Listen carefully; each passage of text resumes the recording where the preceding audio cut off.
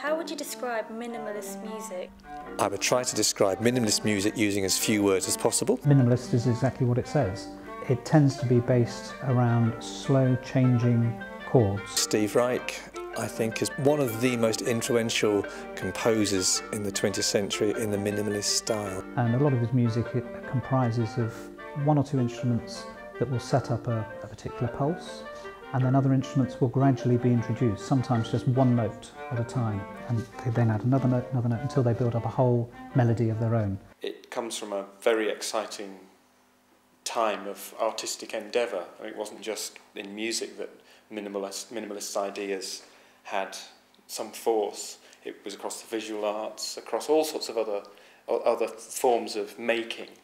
I think Steve made it happen in sound. I'd describe minimalism probably as music which is built up using small blocks to make much larger and longer structures. The last time I played Steve Reich's music was as a student, and I played marimba, and I was terrified from start to finish.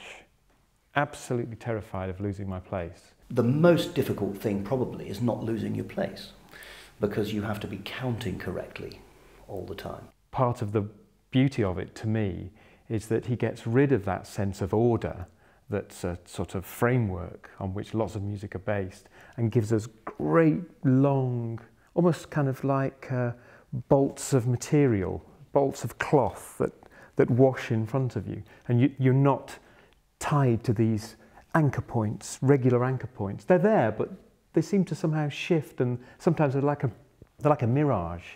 To me, I'm speaking as a listener. I think the composer Reich should be very pleased with that. It means he's succeeded in confusing you. He's one of the few composers of our time who can fill a hall with people who might not necessarily go to a contemporary music concert, but also can be enjoyed by people who do go to contemporary music a lot. He seems to manage to please everybody somehow, but without, for want of a better expression, dumbing down. It's the real thing, it's great music. Yeah.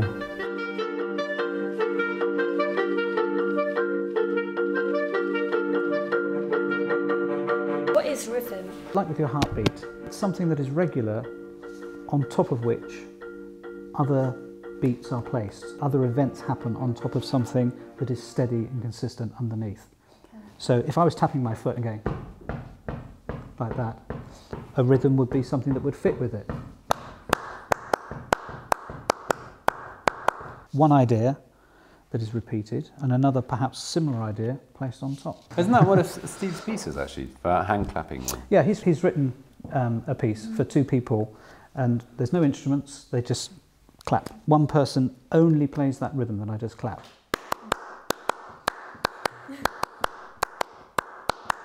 And the second player changes that rhythm just by one quaver and repeats it many times.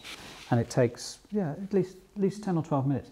But with the audience, it's always a tremendous success, even though you might think, how can clapping make a good piece? Well, it can, in the right hands.